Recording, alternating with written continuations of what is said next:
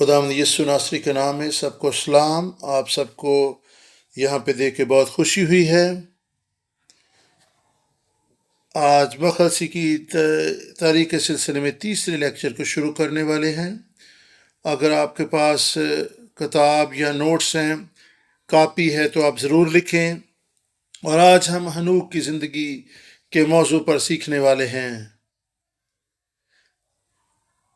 آپ نے بائبل مقدس کو پڑھتے ہوئے اپنے چرچ جاتے ہوئے ہنوک کے بارے میں سنا ہوگا اور جانا ہوگا کہ ہنوک کی زندگی کے تعلق سے کون سی خاص بات ہے۔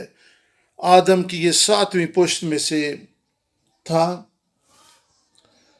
پیدائش کی کتاب میں 5ویں باب کو دیکھیں تو یہ آدم کی 7ویں پشت میں سے تھا۔ اور ہنوک کا مطلب ہے مخصوص شدہ، استاد اور پہل کرنے والا۔ یہ ہنوک نام کے معنی ہیں۔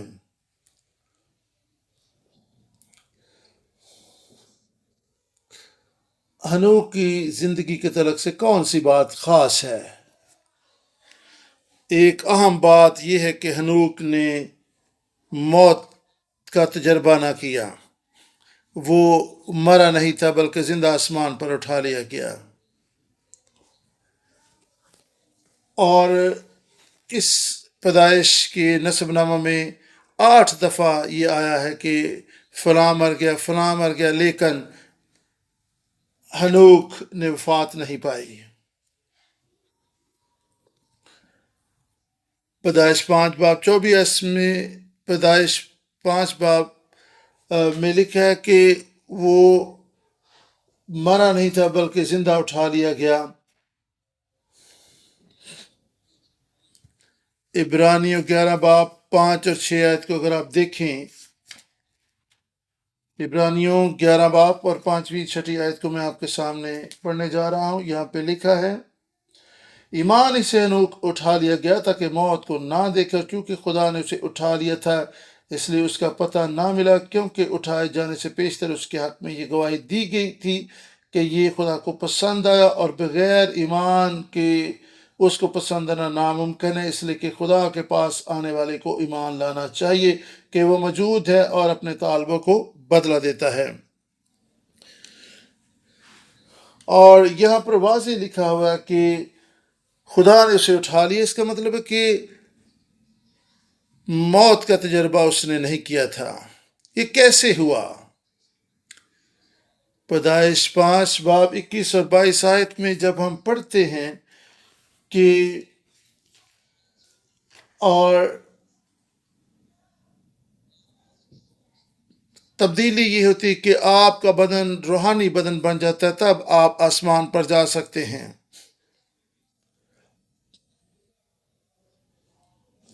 اور 300 برس تک ہنوک خدا کے ساتھ ساتھ چلتا رہا اور خدا نے اسے زندہ آسمان پر اٹھا لیا۔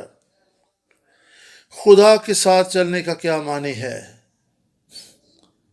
خدا تو روح ہے، اس کا کوئی بدن نہیں ہے، لیکن کس طریقے سے آپ خدا کے ساتھ ساتھ چل سکتے ہیں؟ پیدائش کے نسب ناموں کے مطابق خدا کے ساتھ چلنے کا معنی یہ ہے کہ اپنے آپ کو خدایت کی اطاعت میں دے دینا، اس کی فرم و برداری میں زندگی بسر کرنا، اپنی مرضی کو خدا کی مرضی کے تابع کر دینا کہ خدا میری نہیں بلکہ تیری مرضی پوری ہو، اور آپ اپنی راہوں کو چھوڑ کر خدا کی راہوں پر چلنا شروع کر دیں۔ یہ ہے خدا کے ساتھ ساتھ چلنا۔ اور 300 برس تک ہنوک خدا کے ساتھ چلتا رہا، کوئی 1-2 دن یا 1-2 ہفتے کے نہیں، 1-2 سال نہیں، بلکہ 300 سال تک وہ خدا کے ساتھ ساتھ چلتا رہا۔ اور یہ ہنوک کی زندگی کا بہت ہی اہم اور زبردست حصہ ہے۔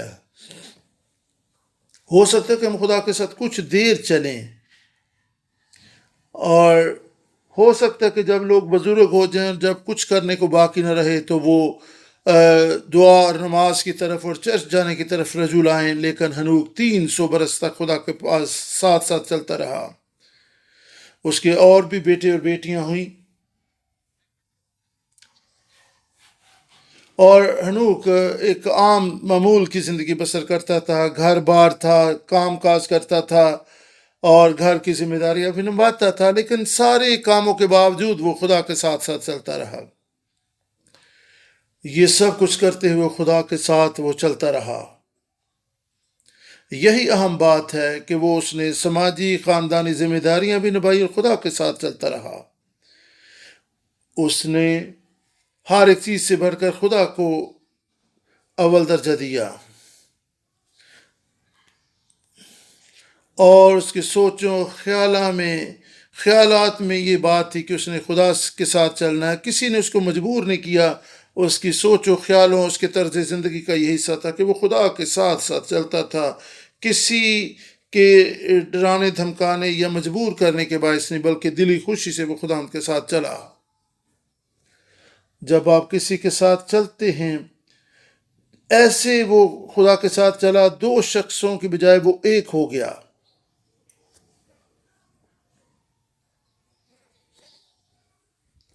خدا کے ساتھ چلنے کے لیے ہمیں چار چیزوں کو ہمیں خدا کے ساتھ متفق ہونا ہوگا۔ ہماری منزل، ہماری زندگی کا ہدف یا مقصد حیات ایک ہو، اور وہ خدا کی مرضی کے مطابق ہو، یعنی خدا کا مقصد ہی آپ کی زندگی کا مقصد بن جائے۔ خدا کا مقصد آپ کی زندگی کے لیے کیا ہے؟ اس بیابان میں بنی اسرائیل کی منزل کیا تھی؟ جی ہاں، وہ ملک کنعان کی طرف بڑھ رہے تھے، اور یہی وہ منزل تھی جو خدا نے ان کے لیے مقرر کی تھی، اور ہر شخص جو ہے ملک کنعان کی سمت بڑھ رہا تھا۔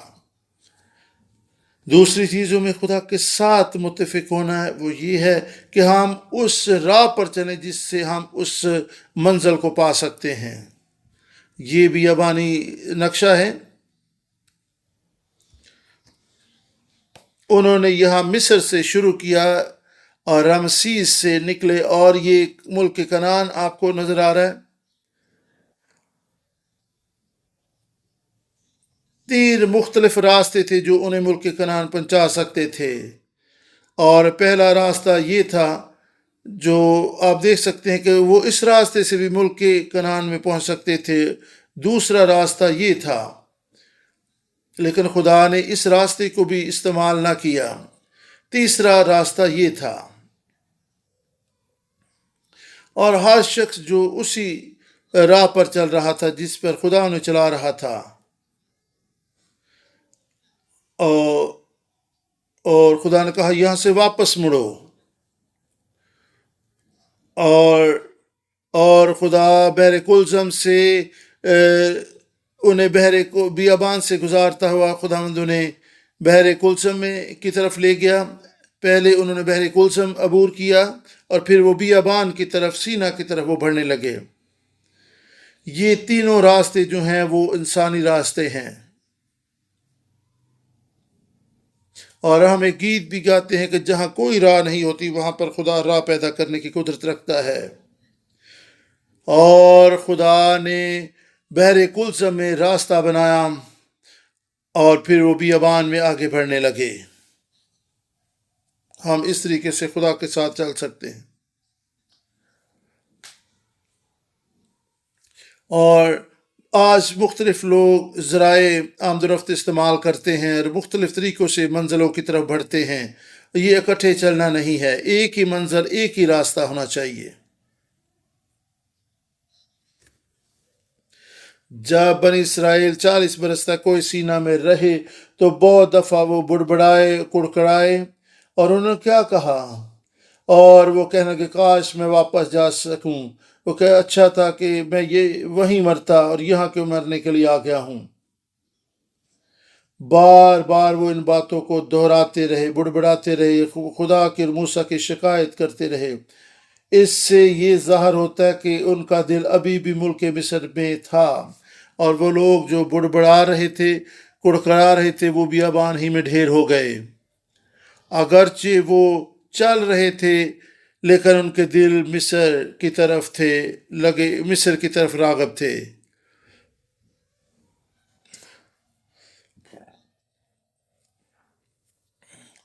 کئی دفعہ ایسے ہوتا ہے کہ ہم چرچ میں بیٹھے ہوتے ہیں اور ہمارا دھیان خیال مصر یعنی جسمانی زندگی کی طرف ہوتا ہے۔ اور چوتھی چیز جو ہمیں خدا کے ساتھ متفق کرنی ہے، اور ضرور ہے کہ ہمارا رفتار، ہمارا وقت، ہمارا مزاج خدا کے ساتھ متفق ہو۔ وقت بہت اہمیت کا حامل ہے، اور آپ کو پتہ ہے کہ بادل جب ان سے اٹھ جاتا تھا تو وہ سفر شروع کرتے تھے، بادل رک جاتا تھا تو پھر وہ قیام کرتے تھے۔ ایسے نہیں تھا کہ وہ کہتے جی بادل اگر چل پڑا تو کوئی بات نہیں، میں ابھی تیار ہی نہیں، فوراً وہ چلتے تھے۔ زندگی میں وقت جو ہے اور یہ بڑی اہمیت کا حامل ہے۔ ہم اپنے ایمان کی زندگی کیسے بسر کرتے ہیں؟ ہم اپنے وقت کے مطابق چلتے ہیں۔ اگر ہم کئی دفعہ کہتے جی میرے پاس تو یہ ٹائم ہی نہیں میرے پاس یہ کام کرنے کے لیے، وقت بڑی اہمیت کا حامل ہے۔ بیابان کی زندگی جو ہے، بیابان کی زندگی، اور ہمیں ہر روز، ہر ہفتے کے 7 دن خداوند کے ساتھ اس کے وقت کے مطابق چلنا ہے، اور خدا چاہتا ہے کہ ہم اسی رفتار سے وقت کو مد نظر رکھتے اس کے ساتھ آگے چلتے جائیں۔ بائبل مقدس بیان کرتی خدا کے ساتھ چلنے کا مطلب ہے خدا کی خوشنودی حاصل کرنا۔ عبرانیوں 11 باب میں لکھا ہے کہ ہنوک خدا کو پسند آیا اور اس نے اسے زندہ اٹھا لیا۔ خدا کے ساتھ چلنے اور خدا کی خوشنودی حاصل کرنے کے لیے کیا چیز درکار ہے؟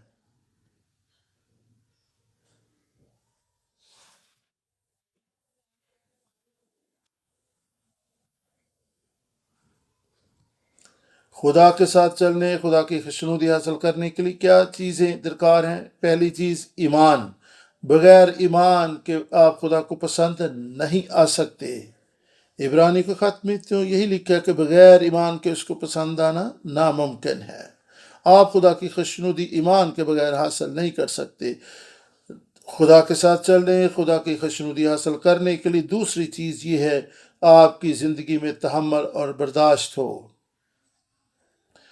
اور ہنوک کی زندگی میں یہ 300 برس چلنے کے لیے یہ بڑی متاثر کن چیز یہ تھی، اور وہ یہ کہ وہ تحمل مزاج شخص تھا۔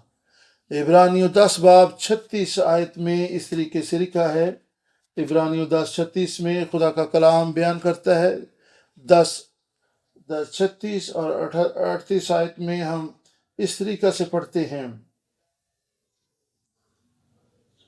خدا کے کلام میں لکھا ہے کیونکہ تمہیں صبر کرنا ضرور ہے تاکہ خدا کی مرضی پوری کر کے وعدہ کی چیز حاصل کرو۔ اور پھر 38 آیت میں لکھا ہے میرا راست باز بندہ ایمان سے جیتا رہے گا۔ آپ خدا کے کلام میں لکھا ہے کہ میرا بندہ راست باز بندہ ایمان سے جیتا رہے گا، اگر وہ ہٹے گا تو میرے دل اس سے خوش نہ ہوگا۔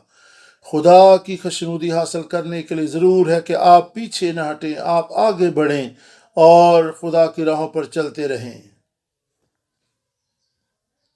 میں آپ سے ایک سوال پوچھنا چاہتا ہوں کہ آپ کے خیال میں خدا کی خوشنودی میں کون سی ایک چیز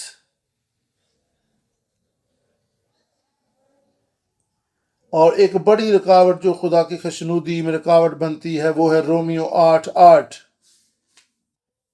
اور رومیو 8:8 میں خدا کا کلام بیان کرتا ہے جسمانی لوگ جو ہیں وہ خدا کی خوشنودی حاصل نہیں کر سکتے، اور رومیو 8:8 میں لکھا ہے اور جو جسمانی ہیں وہ خدا کو خوش نہیں کر سکتے۔ اگر آپ جسم میں زندگی بسر کر رہے ہیں آپ خدا کی خوشنودی حاصل نہیں کر پائیں گے۔ آئیں چند آیات کو دیکھیں، رومیو 8 باب 6 اور 7 آیت کو ہم پڑھیں گے۔ اور جسمانی نیت موت ہے مگر روحانی نیت زندگی اور اطمینان ہے، اس لیے کہ جسمانی نیت خدا کی دشمنی ہے کیونکہ نہ تو خدا کی شریعت کی تابع ہے نہ ہو سکتی ہے، اور جو جسمانی ہے وہ خدا کو خوش نہیں کر سکتے۔ جسمانی نیت خدا کے ساتھ دشمنی ہے، کیونکہ یہ خدا کی شریعت کے تابع نہیں ہے اور نہ یہ خدا کی شریعت کے تابع ہو سکتی ہے۔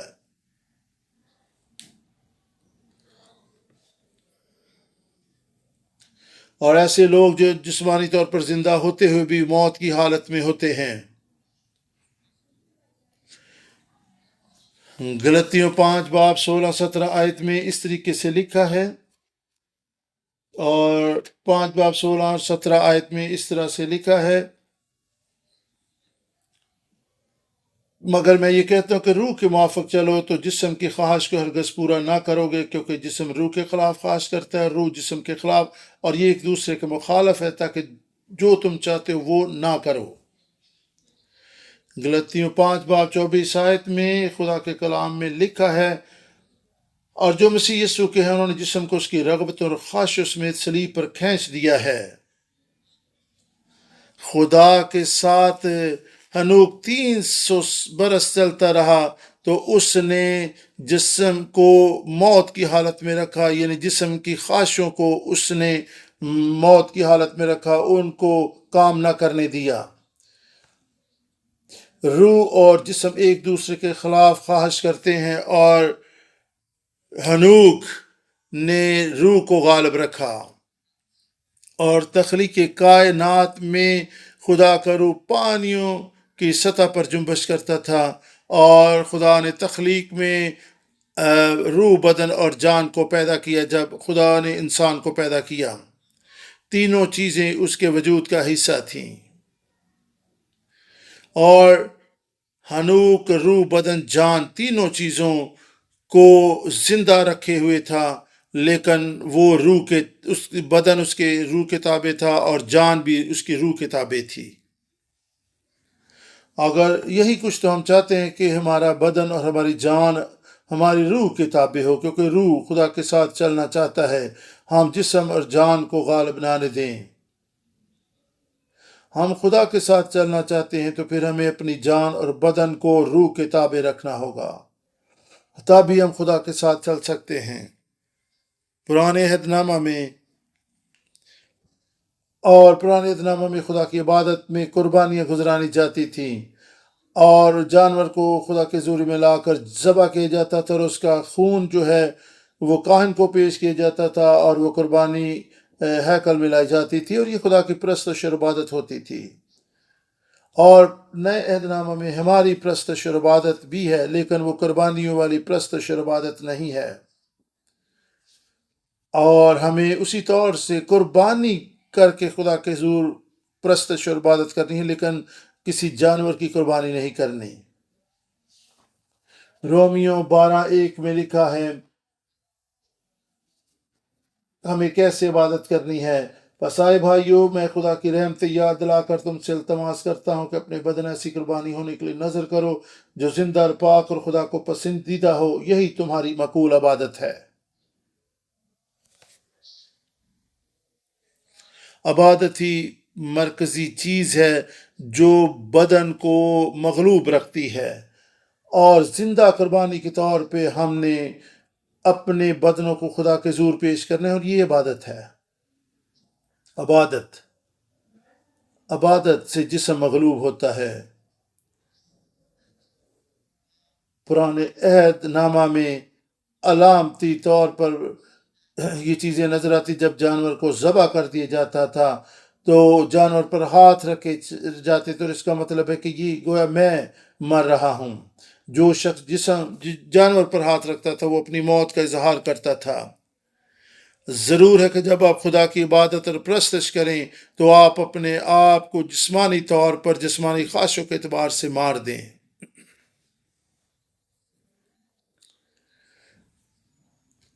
اور پیدائش 5 میں سیت کا نسب نامہ جو ہے، جو ہم پہ بیان کرتا ہے کہ سیت کا طرز زندگی خدا کی پرستش اور عبادت کرنے والا تھا۔ پیدائش 4:26 میں ہم دیکھیں گے، اور پیدائش 4:26 میں لکھا ہے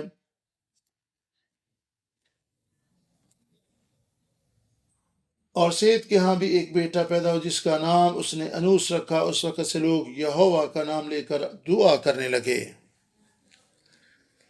انوس کی پیدائش کے بعد لوگوں نے یہوہ کا نام لے کر دعا کرنا شروع کی۔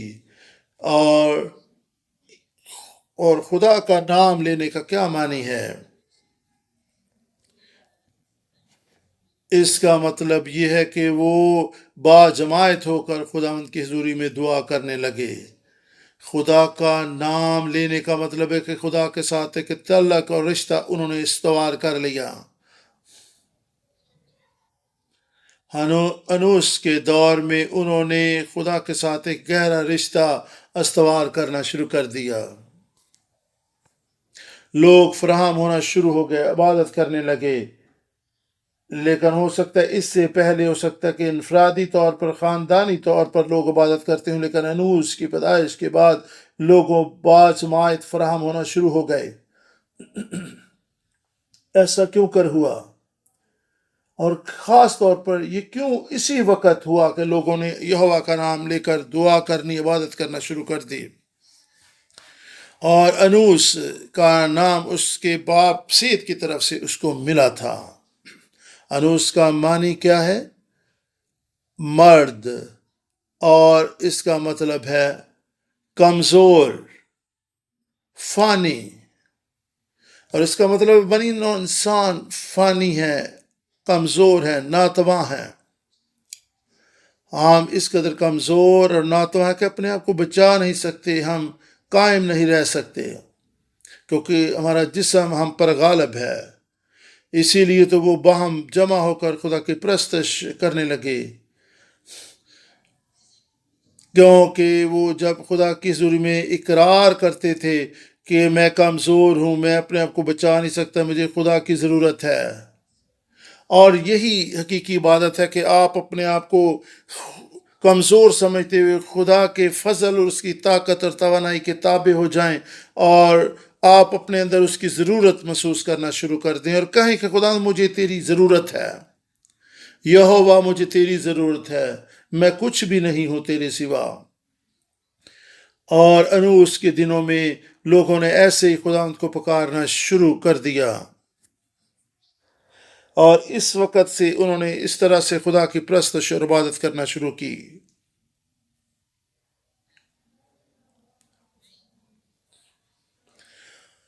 اور ان کے ایمان سے بھی اس بات کا اظہار ہوتا تھا کہ خدا ہم تجھ پر توکل اور بھروسہ کرتے ہیں، اور خدا ان کی باقاعدہ سے انہوں نے پرستش اور عبادت کرنا شروع کر دی، اور وہ خدا ان کی پرستش ہر ہفتے جمع ہو کر کرنے لگے، اور یہی ان کا نقطہ آغاز تھا۔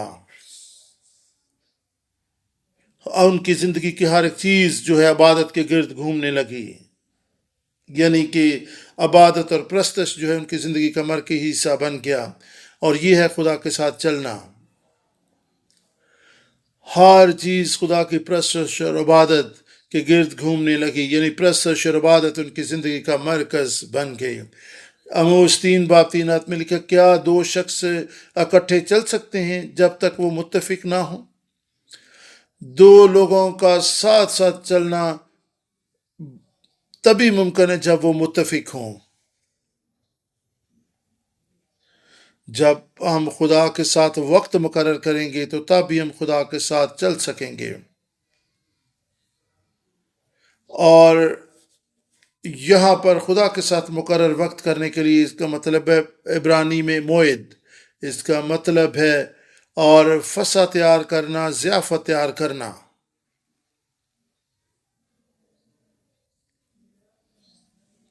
بائبل مقدس میں انتہائی اہم ضیافت کون سی ہے؟ اور وہ سبت کے دن کی، اور یہی بنیادی ضیافت ہے، اور ہمیں اس کو مد نظر رکھنا ہے۔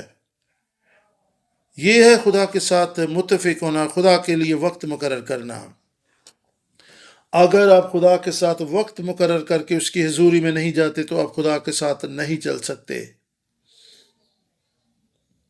ہم خدا کے ساتھ وقت مقرر کر کے اس کی رفتار اور اس کے ٹائم کے لحاظ سے اپنے آپ کو اس کی اطاعت میں دے دیتے ہیں۔ ہنوک نے خدا کے ساتھ اس وقت چلنا شروع کیا جب اس کے ہاں متوسلہ پیدا ہوا۔ متوسلہ کی پیدائش کے بعد ہنوک نے متوسلہ کے متوسلہ کی پیدائش کے بعد ہنوک نے خدا کے ساتھ چلنا شروع کیا۔ متوسلہ کے نام کا معنی ہے کہ جب یہ فوت ہوگا تو پھر خاتمہ ہوگا۔ یہ اچھا نام نہیں ہے۔ متو کا مطلب ہے موت، سیلا، اور جب یہ وفات پائے گا تو خاتمہ ہو جائے گا۔ ہنوک نے اپنے بیٹے کا نام متوسلہ کیوں رکھا؟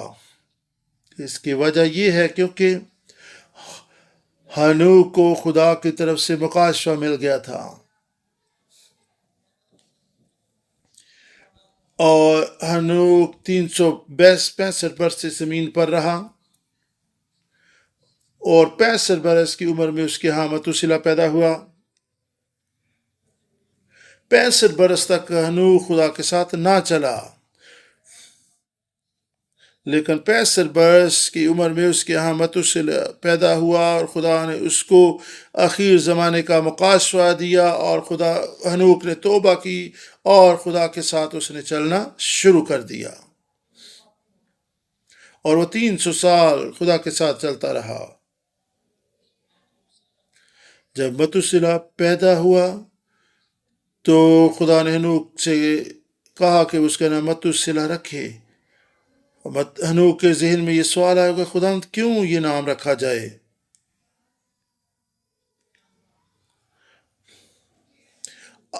آپ کو اخیر زمانہ کے تعلق سے کیسا مکاشفہ ملا ہے؟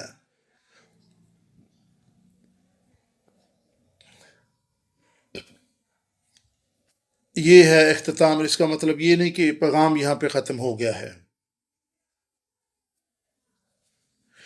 ہنوک کو کیسا مکاشفہ ملا؟ متوسلہ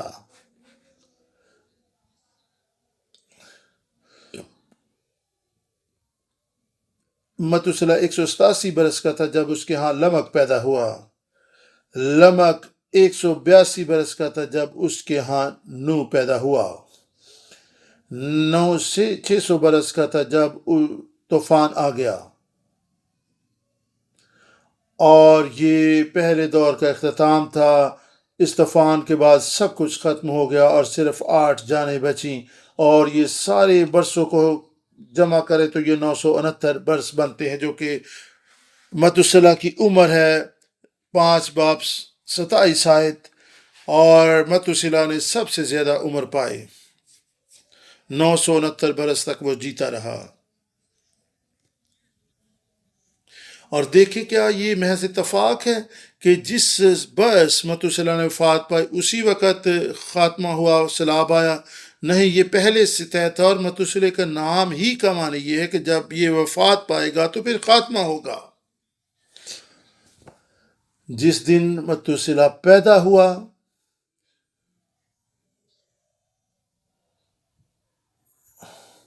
اور صدر اعلام میں سے اگر آپ دیکھیں انٹرنیٹ سے تو آپ کو معلوم ہوگا کہ کب متوسلہ نے وفات پائی، اور 600 برس عمر متوسلہ کی عمر نوح کی عمر 600 برس ہو چکی تھی جب متوسلہ نے وفات پائی۔ دوسرا مہینہ تھا اور 10 تاریخ تھی جب متوسلہ نے وفات پائی، اور اسی وقت سیلاب آیا۔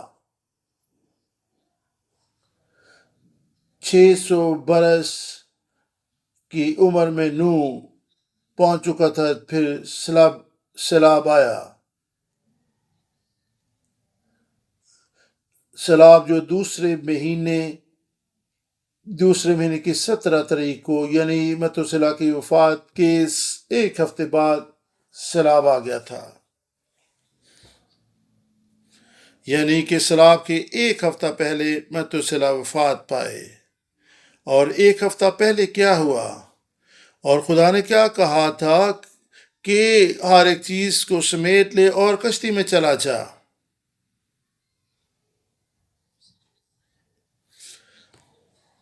متوسلہ کے وفات کے ساتھ ہی خدا نے نوح سے کہا کہ وہ کشتی میں چلا جائے،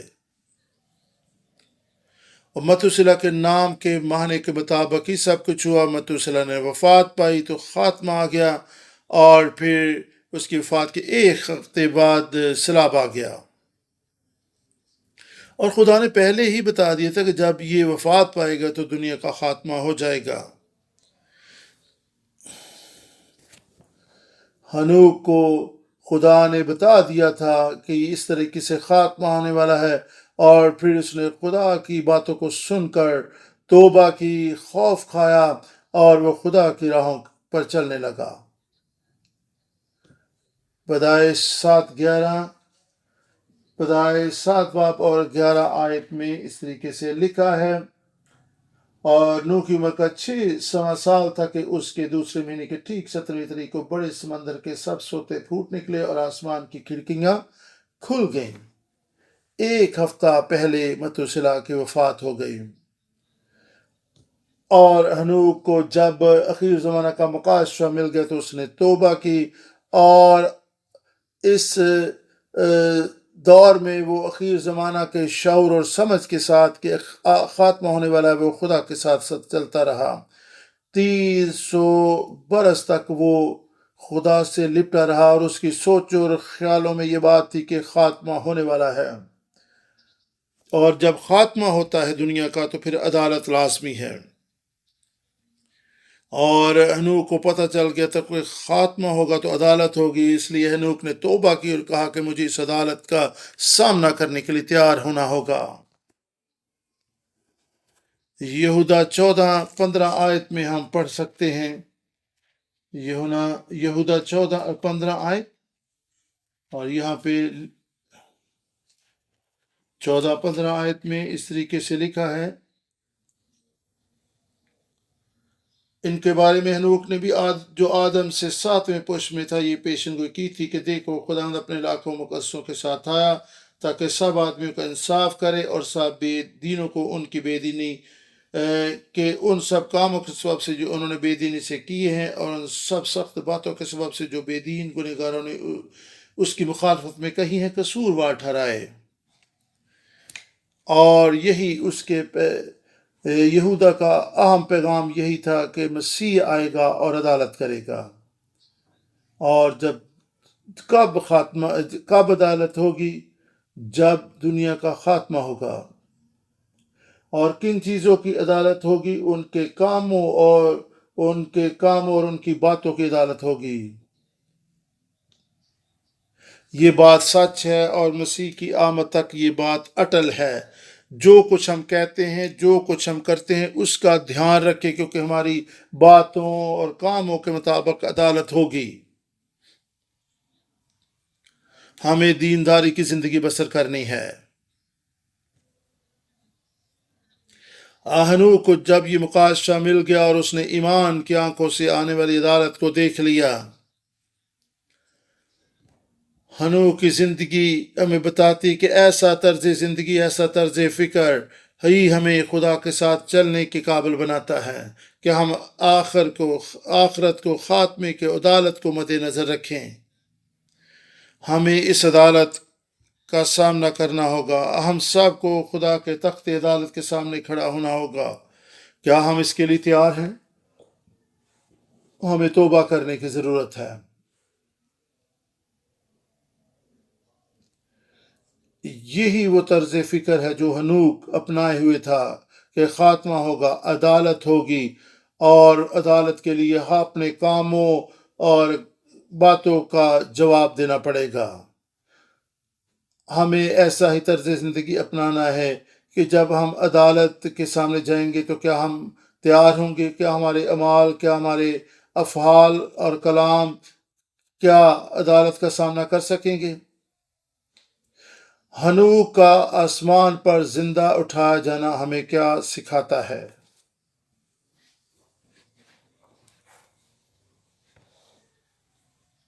یہاں پہ ہمیں کچھ اعداد و شمار کا حساب لگانا پڑے گا۔ آدم پہلا انسان تھا جس کی عمر 930 برس ہوئی، جب خدا نے آدم کو خلق کیا تو یہ پہلا برس تھا. آدم 930 برس کی عمر میں اس دنیا سے رخصت ہو گیا. جب آپ نسل نامے کو دیکھتے ہیں، آدم کا نسب نامہ بیان کرتا ہے کہ جب آدم 130 برس کا تھا تو اس سے سیت پیدا ہو رہا. سیت 105 برس کا تھا تو اس سے انوس پیدا ہوا. انوس 90 برس کا تھا تو اس سے کنان پیدا ہوا. کنان 70 برس کا تھا جب اس سے مہللیل پیدا ہوا. اور مہللیل 65 برس کا تھا جب اس سے یارد پیدا ہوا. اور یارد 162 برس کا تھا جب اس سے ہنوک پیدا ہوا. اور یہ سارے سالوں کو جمع کرے تو یہ 622 بنتے ہیں. اس کا مطلب یہ کہ ہنوک اس وقت پیدا ہوا جب آدم کی عمر 622 برس تھی. بائبل مقدس بیان کرتی ہے. اور اس کا مطلب ہنوک کی پیدائش کے 365 622 اور جمع 365 یعنی ہنوک کی عمر کو اس میں جمع کریں تو یہ 984 برس بنتے ہیں. اور اس کا مطلب ہے کہ ہنوک 984ویں برس میں آسمان پر اٹھایا گیا. یہ کیوں کر اہم ہے؟ آدم 930 برس کی عمر میں وفات پا گیا اور 984ویں سال میں ہنوک آسمان پر اٹھایا گیا. آدم سب سے پہلا شخص تھا جو اس نسب نامہ میں ہمیں اس دنیا سے رخصت ہوتا ہوا جہان فانی سے کوچ کرتا ہوا نظر آتا ہے. دوسرا شخص جس نے یہ دنیا چھوڑی لیکن اس نے موت کا تجربہ نہ کیا وہ ہنوک تھا، وہ آسمان پر زندہ اٹھایا گیا. اور تیسرا شخص جو اس دنیا سے رخصت ہوا وہ سیت ہے. خدا نے یہ پہلے سے ترتیب مقرر کی ہوئی تھی. سب سے پہلے آدم فوت ہوا اور ہنوک آسمان پر اٹھایا گیا. خدا ہی جانتا ہے کہ اس مقام پر خود اس نے ہنوک کو کیوں آسمان پر اٹھایا.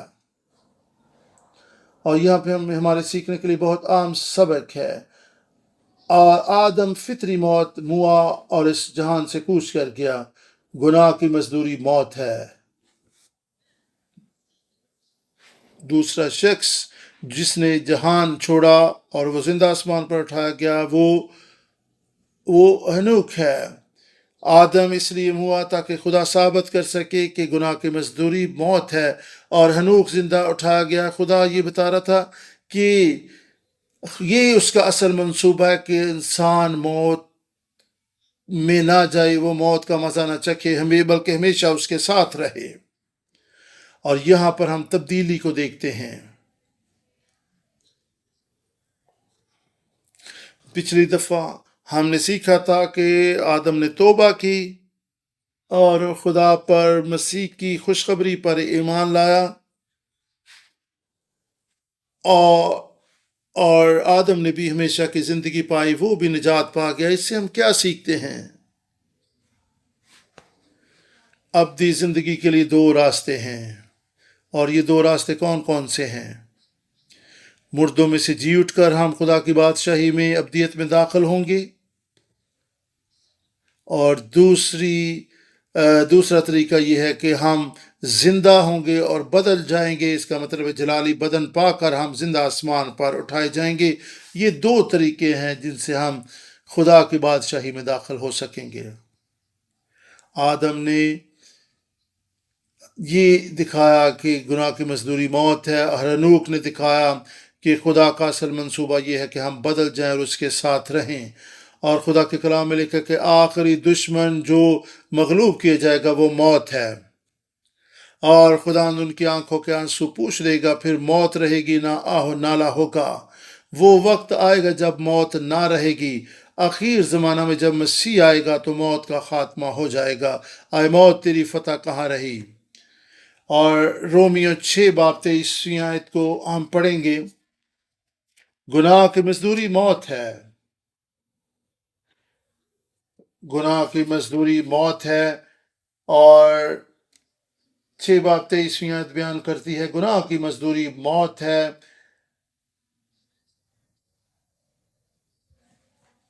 لیکن مسیح یسوع میں خدا کی بخشش ہمیشہ کی زندگی ہے۔ حاصل کلام یہ ہے کہ تبدیل ہو جانا ایک برکت ہے، بخشش ہے، اور یہ مقدسوں کو حاصل ہوگی جو مسیح یسوع کی آمد کے وقت زندہ ہوں گے، یعنی کہ وہ بدل جائیں گے، جلالی بدن پائیں گے۔ مسیح کی آمد کے وقت زندہ موجود ایماندار جو ہیں وہ یکدم بدل جائیں گے۔ پہلا تسلیکیوں 4:16-17 آیت خدا کے کلام میں اس طرح سے لکھا ہے،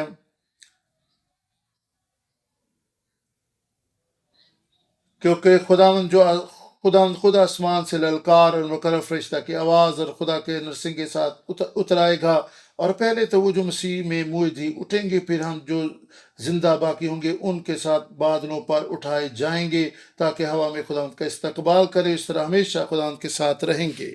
یہ ہے ہنوک کی طرح آسمان پر اٹھایا جانا، یعنی تبدیلی کے ذریعے، جلالی بدن پانے کے ذریعے۔ اور ایلیا اور ہنوک کو یہ خدا کی طرف سے خاص بخشش ملی کہ وہ زندہ آسمان پر اٹھائے گئے۔ آئے مسیح کی آمد کے منتظر ہو جائیں اور ہم زندہ اٹھائے جائیں، یا مردوں میں سے زندہ ہو کر خداوند کے ساتھ ہوا میں اڑ کر استقبال کریں۔ یہ خدا کا منصوبہ ہے، ہمیں دونوں صورتوں میں تیار رہنے کی ضرورت ہے۔ مسیح کی آمد قریب ہے، ایمان رکھیں اور ایسا طرز زندگی اپنائیں کہ کسی وقت بھی مسیح آ جائے یا ہم آسمان پر اٹھائے جائیں تو خداوند کا استقبال کرنے کے لیے تیار رہیں۔ آئیں دعا کریں۔ خدا اس کلام کے لیے ہم تیری شکر گزاری کرتے ہیں، بخش دے کہ ہنوک کی طرح ایمان رکھنے والے ہوں، تاکہ جب مسیح آئے تو ہم خداوند اس کی آمد کے لیے اور تیرے تخت عدالت کے سامنے کھڑے ہونے کے لیے تیار رہیں۔ زندگی کے بقیہ دن اور سال اپنی راہوں پر چلنے کا فضل دے، جب تو آئے تو خدا ہم تیرے ساتھ آسمان پر جا سکیں، ہنوک کی طرح توبہ کرنے، اور فضل دے کہ تجھ سے لپٹے رہیں، تیرے ساتھ چلتے رہیں، ثابت قدم رہیں، ہر زندگی کا ہر دن کا آغاز، ہر سال کا آغاز اس طرح سے کریں کہ ہم تیرے ساتھ رہنے کے لیے تیار رہیں۔ پاک زندگی بسر کرنے کا فضل دے کہ ہم جسم کو مغلوب رکھیں اور روح بیدار رہے، تیری پرستش اور عبادت کرتے رہیں، ہمارے بدن زندہ اور پاک قربانی کے طور پر تیرے حضور پیش رہیں، یہی مقبول عبادت ہے۔ خداوند اس موقع کے لیے تیرا شکر ہو کہ تو نے ہمیں پرستش اور عبادت کرنے کے لیے، اپنے کلام کو سیکھنے کے لیے ہمیں یہاں پر فراہم کیا ہے۔ ساری عزت اور جلال خدا تجھے دیتے ہیں، اور خدا اپنے ہدیہ جات ہم تیری حضوری میں لاتے ہیں جو شکر گزاری کا اظہار ہے، انہیں اپنی حضوری میں قبول کر۔ اور خدا جسمانی چیزیں نہیں بلکہ فضل دے کہ اپنے دل، اپنی جانیں تیرے حضور میں پیش کر سکیں، ایمان پہ قائم رہنے کا فضل دے تاکہ تو ہماری زندگیوں میں خوشنودی حاصل کرے، تجھے عزت اور جلال ملے۔ خداوند تیرا شکر ہو، تجھے مبارک کہتے ہوئے یہ دعا یسوع کے نام سے مانگتے ہیں، آمین۔